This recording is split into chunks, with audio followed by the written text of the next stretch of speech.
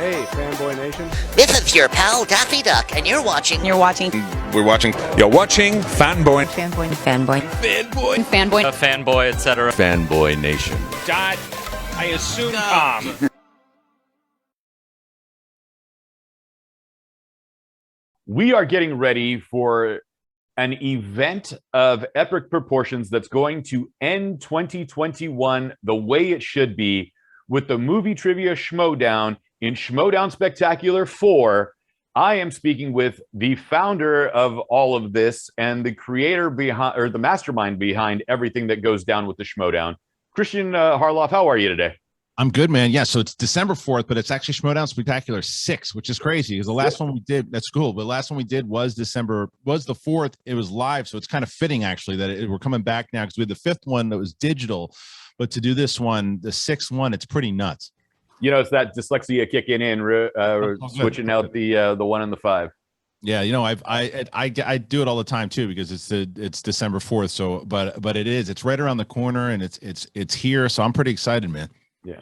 Well, you know, I like to do things in a certain way where we just keep it live and in order. And if we screw up, we screw up. But hey, at least we got it right. You know, the Spectacular's number 6 on December 4th. So we're keeping it all together, you know, with the numbers going on. But listen, man, you got this trivia thing that's going on. We got in vein of professional wrestling. We just had Full Gear with AEW. We had Survivor Series with the WWE, and here we go, Schmodown Spectacular. We got a full card on pay-per-view. Which pay-per-view provider is it going to be with? Is it going to be on your guys' site, or is it going to be through like Fight TV? No, so we do it through our site. You do the schmodownlive.com. There's 2 ways to do it. You can you'll get the direct link sent to you if you go to the schmodownlive.com, or if you are a $10 patron on our Patreon, you will get it automatically. So that's one of the tiers that we offer, that any pay-per-view that we do, whether we do 1 or 3, you'll get all of them at that $10 tier. So they'll be sent out to you the day of, and yeah, we're pretty excited about it. Listen, man, you're doing something right. You got the singles championship match with Lady Justice, Marisol McKee versus Downtown Griffey Nooms. So that's going to be your opening bout. The Outlaw, Johnny Roca versus Dangerous Dan Morrell. The tag team championship match between Team Shazam versus Team King Arthur. Star Wars championship match, the Major Thomas Harper and Nikki Dima. I'm going to butcher Nikki's last name. Forgive me, Nikki. Dimalanta. Yeah, Dimalanta. And then the Inner Geekdom Championship match, the Killer Mike. Dude, I'm going to kill Mike's name too. Kalinowski versus the Spider Robert Parker. Yeah, so there's these 6, all the titles are on the line, and so we're actually doing it very WrestleMania style. The one thing that we can say that we can guarantee is that the singles match the championship will be the main event at the end of the night. That's a guarantee. But the other ones we wanted to do at WrestleMania style, where you go to the event and you don't know which one you're going to get first. You could get the Star Wars Championship first. You could get the Inner Geekdom Championship. Hell, you could get even Roca versus Merle. But there's all of these matches. It's easily and I know people say this stuff all the time when they're talking about any of their events. This is the best one we've ever put together, and it's total fact here. I was just thinking about it the other day. It's the most I've ever been able to say this is a pick'em fight on every single one that you go to, and it's just stacked. And even if you're brand new to the show, if you never watched the show before and you had an opportunity, this is the one to come into as we it's like our pilot season going into season 9, getting away from the pandemic and the digital age, going back into studio and all that, but to be live again in front of 600 people at the Globe Theater, downtown LA. It's going to be a spectacle, to say the least. You know, this is almost a Halloween Havoc level of 1990 proportions, where it was spin the wheel, make the deal. WWE brought that back for NXT, and here you guys are doing this now for Schmodown Spectacular 6. Take us to the catalyst of getting us to number 6 now, coming out of the pandemic. I know LA just went crazy restriction, making everybody Big Brother's government check point as they enter the doors. But what are some of the safety precautions we're going on with this one? Well, definitely. I mean, so we're following all of the ordinance by Los Angeles, obviously, and the masks will have to be worn by the audience, obviously, and vaccination will have to be shown at the door. but all safety, we want to follow obviously all the rules, and we want to make sure that everyone is safe, and especially the competitors as well, because the competitors, as they're on stage, we want to protect them also. So we're definitely that side of it. But as we are leading up to it, and we are getting to the 6th spectacular, it's nuts, because when the Schmoedown started in 2014, it was just a portion of a live show. It was a bit, for the Schmoes Know podcast in 2014 and 2015. It wasn't until I started working at Collider that it became a weekly show. That I remember pitching the first spectacular and saying, look, I want to do like a WrestleMania thing, and I want to do 5 to 6 matches in one video. And everybody thought I was nuts.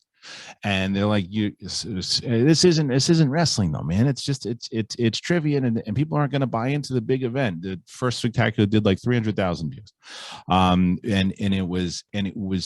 it became a thing. And we didn't do it live in person until 2019, when we did our event in Los Angeles for the 4th one. And then we had it planned obviously for last year, and things happen. But this year we're back. It is a way to close out the season, as you mentioned in the top of the show, and we are so excited to do it because we have special guests that are going to be there. It is the most packed audience that we've had obviously since we've been back, and there's going to be some really incredible moments, and I'm pretty excited to share it with everybody.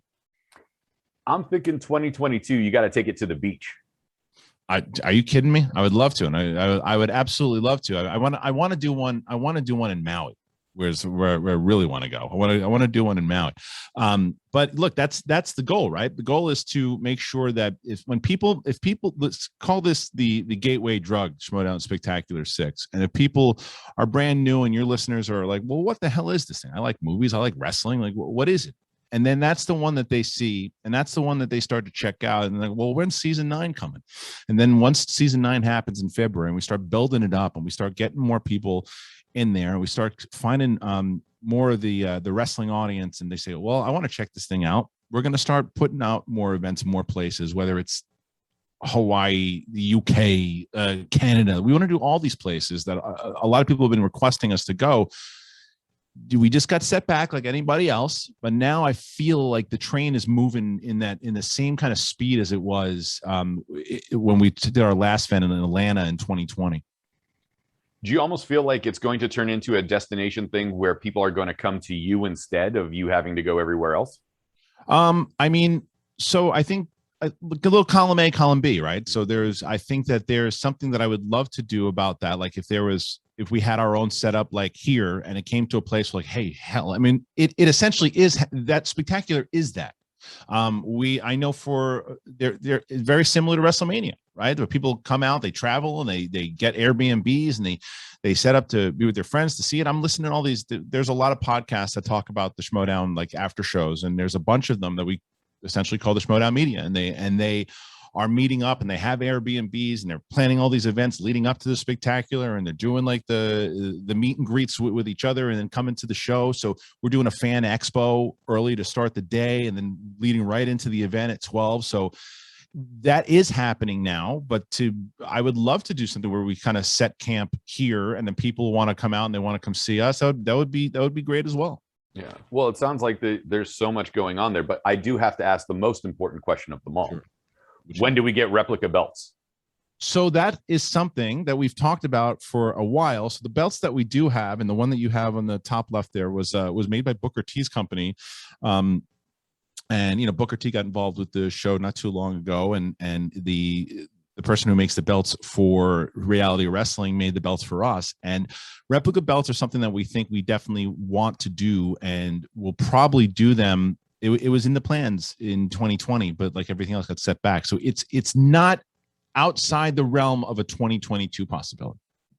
Well, just remember me to be on one of the lists as like honorary champion, 100%. As a plaque, 100%.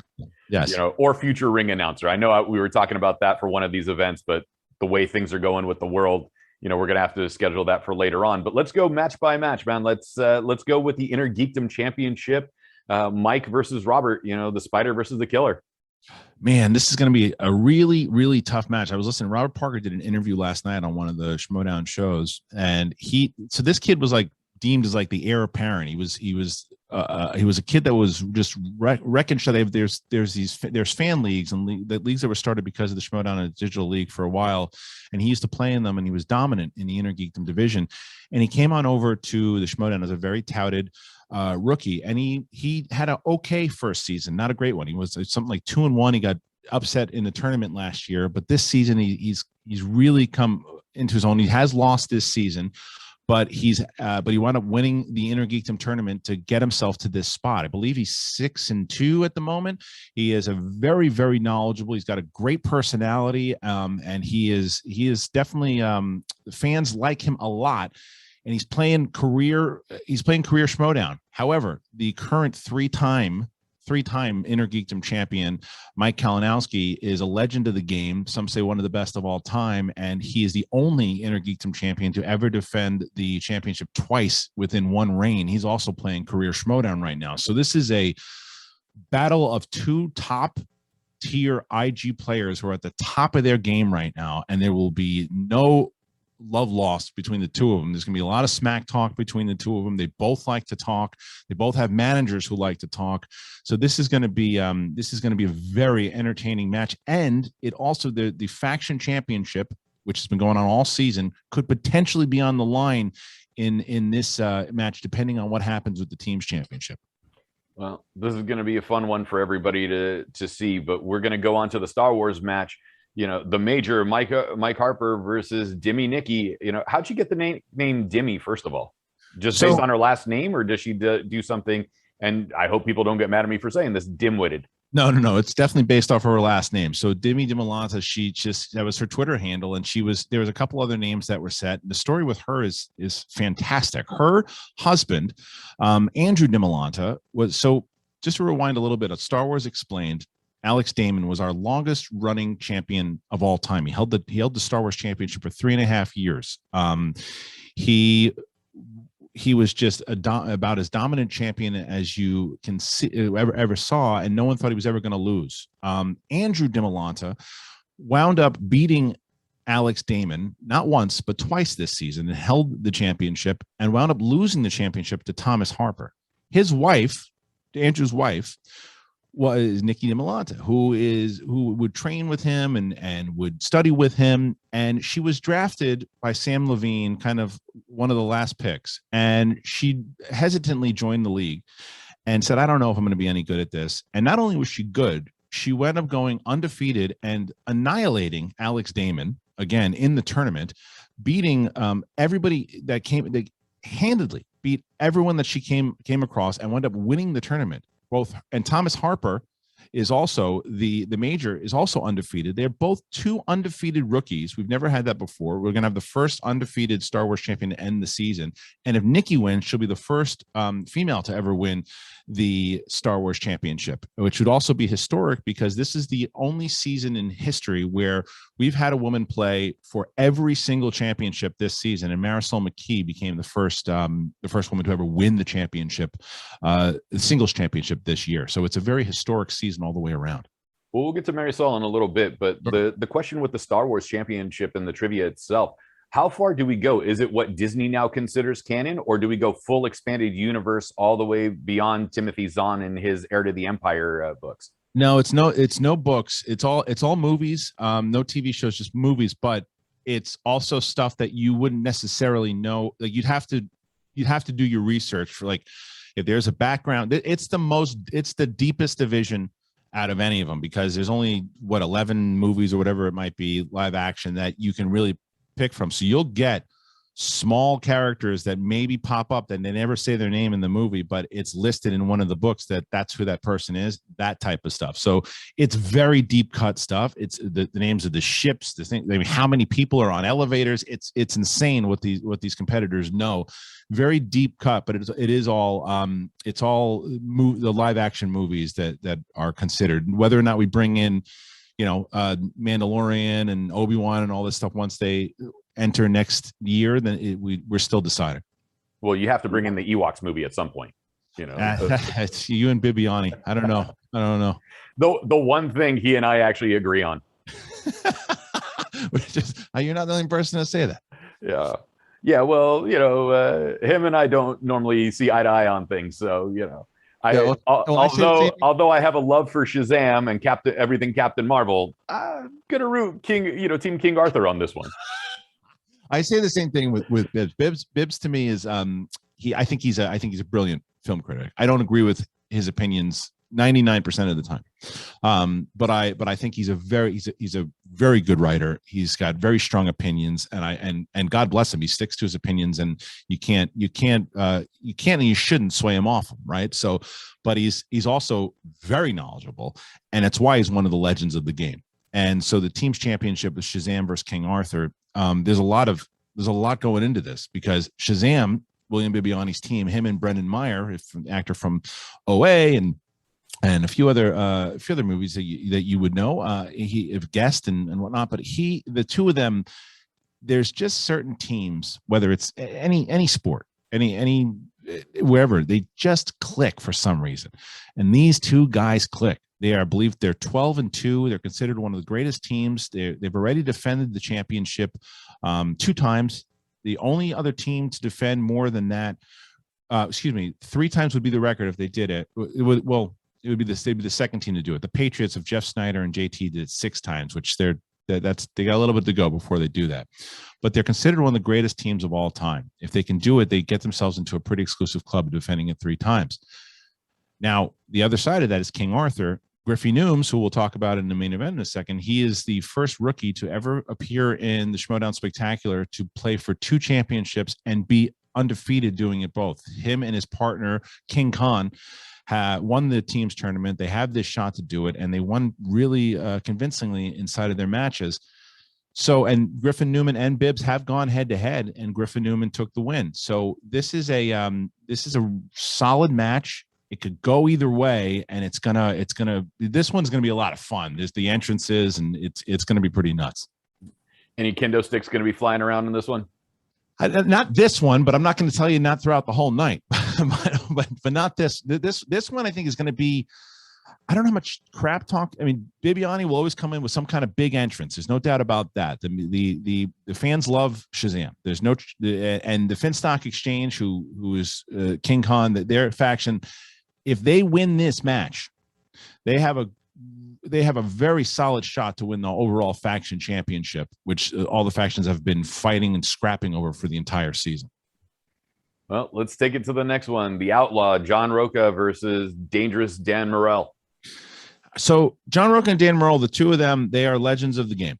Dan Morrell is considered the greatest player to ever play the movie Trivia Schmoedown. He's a 5-time champion. John Roca is a 2-time singles champion, and they are former partners. Their rivalry began in 2017, in February 2017, almost.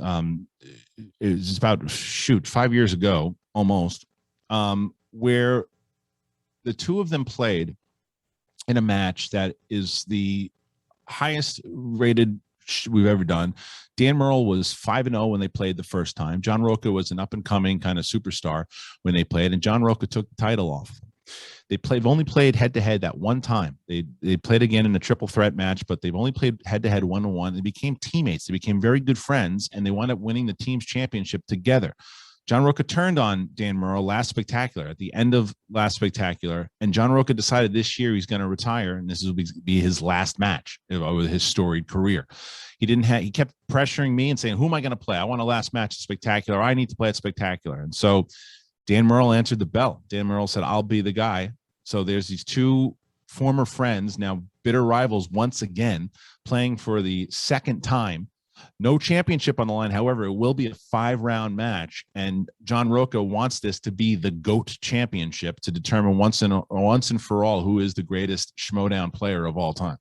This is definitely old school booking, Andre the Giant versus Hulk Hogan type stuff. It is absolutely along those lines, because these are two guys that just, I mean, it's almost even like Bret Hart and Shawn Michaels, to be honest with you, because it's just two greats that are going to be slugging it out one last time. And it's John Roca's last match after being in the league since 2015, has never taken a break, has given his blood, sweat, and tears to this thing. He's played so many matches and teams and singles, and he really elevated the game when it came to showing the personality, the character, the understanding of the mixture of the wrestling and the trivia together. So he's going to be greatly missed, but this is a fitting way for the Outlaw to do the Last Dance. And then at some point you bring him back as commissioner, like Spectacular 9. It's been talked about. See, I know the way your mind works when it comes to these bookings. 100%. Yeah. And now the singles championship all the way as the main event. Lady Justice Marisol McKee versus Downtown Griffey Nooms. Man, this is what a story and what a main event this is, man. Because as I mentioned earlier, Marisol McKee made history by becoming the first African American to win the singles championship this year, and she did it by, she beat Video Drew, she beat Janine the Machine, she defeated Kevin Smith in a #1 contender match at Collider Collision to get that shot, and then everyone thought, well, okay, well that maybe that road wasn't as hard as it could have been, but now she's going to get decimated by the current champion Ethan Irwin, who's the president of Silver Pictures, producer, and he was just having a dominant career. Well, she defeated him, and she defeated him pretty handedly. And then she's like, okay, well, she's not going to be able to defend the championship. She's going up against Chance Ellison, who's destined for the championship, and she defeated him, and she defeated him handily in New York. So she could be only the third person in Movie Trivia Schmoedown history behind Dan Murrell and Sam Levine to defend that title twice. She's also looking to chase history where if she wins this match, she'll have won 7 straight matches in a season. That has only been done twice before, and that is Adam Collins and Griffey Nooms, who has won 7 matches this season. If Griffey Nooms win this, he will break that record and he will get 8 wins. As I mentioned earlier, he could potentially be a double belted champion rookie by the end of the event if he wins the team's championship and then wins the singles. He is one of the higher drafted players this year. He was an unknown minus his work, obviously, in the Tick and Masters of the Universe and Draft Day. People knew his work that way, but not how he was going to be in trivia. We know that he's got a great podcast called Blank Check, and we know that he's very knowledgeable, but how good was he going to be? Well, he answered it by winning both the teams tournament and winning the singles tournament. And now he goes in to play Marisol McKee for that title. So a lot of history. And what could happen, which is a lot of people are predicting may happen, is that corruption and the Finstock Exchange, the two factions that are in this race still, this last match could possibly come down to who wins the faction championship. Depending on what happens earlier in the night, it is very possible that these two could be playing not only for the title, but for the faction championship as well. It's going to be interesting to see this. And are you going to make him pull some like Mick Foley, Dude Love Mankind Royal Rumble thing where he just comes in as different entrances? So we've actually done that in the past. We have an event called the Free for All, which is pretty much our Royal Rumble. And so Griffey Nooms, his manager, Bobby Gucci, as he's known now, was at one point known as Finstock, as once known as Tom Dagnino. He has come out as all 3 of those people before, as Bobby Gucci, Dagnino, and Finstock inside of one free-for-all, and I wouldn't be surprised if he does it again sometime down the line. Christian, you're always having fun doing this. You're keeping people on their toes. There is that love of professional wrestling with mixed martial arts because this isn't a work. I mean, it's, right. The gimmicks are themselves essentially turned up to 11, to use the Spinal Tap phrase, but the trivia is real and all the questions are real. Nothing's predetermined in that regard. When you go back from Schmoedown 1, the Spectacular, to now 6, how has the evolution of the event come about, and what do you see that you still want to improve on for 7 and beyond? Oh man, so well, the first one, like I mentioned, it was done inside a Collider studio, and we just kind of invited friends and family to the first like 3, to be honest, and those got bigger and more people started to come to them, but it was again friends and family and a lot of competitors and their friends, and it started to get big. And once we started doing live events, we said, well, we got to try to do this thing. We got to try to do this thing live and see how it works. And it worked really well.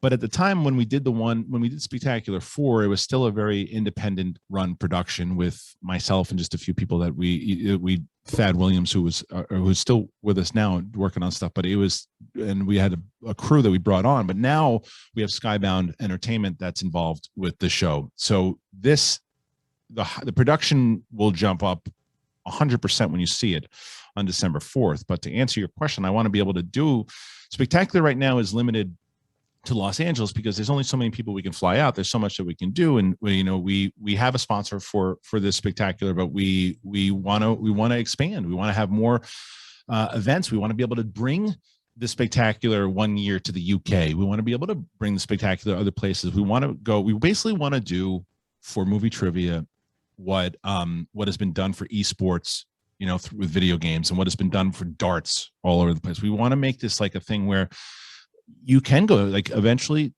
this can go to the Madison Square Garden. This can go to places like that because it's gotten that big and we can get that many people out there. And it's just a matter of getting enough people into it and let people know about it. And it's really the wrestling audience that gets it the most, because once the wrestling audience figures it out and sees it, the wrestling audience goes, oh, I understand this right away. I know what this is. I feel like all the references that you've made so far, you get it.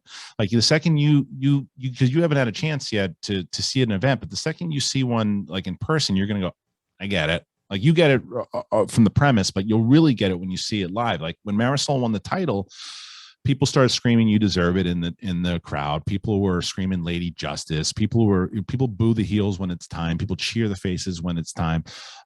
It just works. Here's the big thing: when the audience continues to grow, how do you make sure that they don't shout out the answer, in the middle of the trivia? Yeah, no, look, that's definitely so.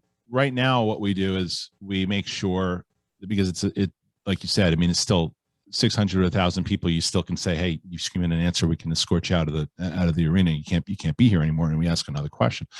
But when you start to get to the 15, 20, 30,000 people, that's going to be harder to do. So there is going to be a thing where it's going to be kind of noise canceling headphones, those types of things, and ways that we can potentially prevent it, and ways that we can do it that it's a good bridge to cross when we get there. Well, it's coming quick. I say at least by 10, you're going to be in Vegas filling out the Mandalay Bay. I like where your head's at. Listen, if you're going to go big, you go Vegas. 100%. It's 100%. Close by, and after the show, we get to hit up the casinos. Dude, I would love to do Mandalay Bay or Caesars. Absolute dream, and not even an unrealistic one. It's just a matter of, like I said, once the training wheels of the pandemic are gone, then we can start moving and actually having fun again. Listen, man, if you go Caesars, you got to go full-blown WrestleMania 10 toga party. I would love to. Absolutely. Yeah. Now that things are opening up, and LA is still probably one of the more restricted counties in California, LA and San Francisco, but there are other places available to you. And this freedom of expression is being allowed now. How exciting is it to have this crowd and to give it to the people again without just either virtual meetings or small settings, and like actually feel the rush of people being there? Oh, it's like, I mean, you got to remember that myself and Mark Ellis, I met Mark Ellis at the Comedy Store. We're both regulars at the Comedy Store. We're performers first and foremost. That's why we got into Schmoes in the first place, was to perform. And that's what we are by nature. So that's what this is. And when we started to put this thing on the road in 2018, it was like, okay, I don't ever want to not do this. This is what it is. This is the energy. And I've even, to a fault, like if you go to the Reddit threads, they want me to shut up about how much I can't stand digital. They're like, we get it. You don't like digital. I hate it. It kept us alive. It kept us going.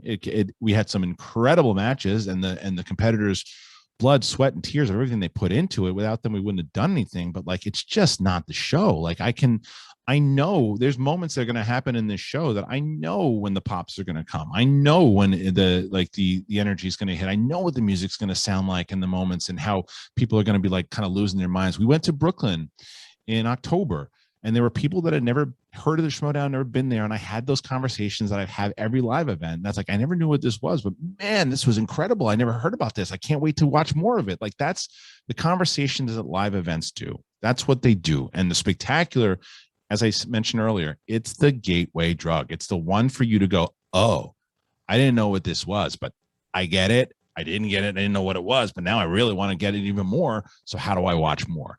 That's what the Spectacular is going to do, and it's certainly going to do it on December 4th. I love it. Christian, one last thing before I let you go. Is there a plan to create like a Schmodown NXT version where you take this on the road to Comic Cons? You know, San Diego, WonderCon, Dragon Con, MegaCon in Orlando, New York, et cetera, et cetera. So there's two answers to the question. The first part of the NXT is we already have one. It's called the FCL, and so the FCL is it's not developmental league anymore. It's more so it's an extension of the Schmodown. It's going to be our official digital league next year, and so Brad Gilmore is the commissioner of that league, and he runs that league. And we find new talent through it, but we're also able to give opportunities to people we have people from Australia and Canada and from people all over that are playing, that have an opportunity. If they can't get to Los Angeles to play in the Schmodown, they can play now in the FCL. As far as the Comic-Con scene and all that stuff, that kind of goes hand in hand with the live events. And one of the most successful events that we've ever done is when we went to Star Wars Celebration a few different times, where we did our first Star Wars championship that we ever had was with Jeremy Johns, Jenny Nicholson, Sam Witwer, John Campia, and Ken Knapsack, and that was at Star Wars Celebration. And then we did it again 2 years later, and we want to do that again, and to be able to take it to Comic Cons and be able to do. I'm not going on Thanksgiving though. I'll tell you that. They do a Thanksgiving again, but if they do, as the Comic Con scene, and to do panels and to get the word out there more about the Schmodown, it's absolutely something that we want to continue to do. I love it. This Saturday, December 4th at the Globe Theater in Los Angeles, California, Schmodown Spectacular 6 live on pay-per-view. Christian Harloff, thank you so much for everything, man. You know, it's always great chatting with you. I can't wait to finally come to an event. I'm double booked this weekend, unfortunately, but I will be there for the next one. Well, we'll get you the link. You can watch it and you let me know. I'd love to see a review of the event. You got it, man. Thank you so much. Thank you.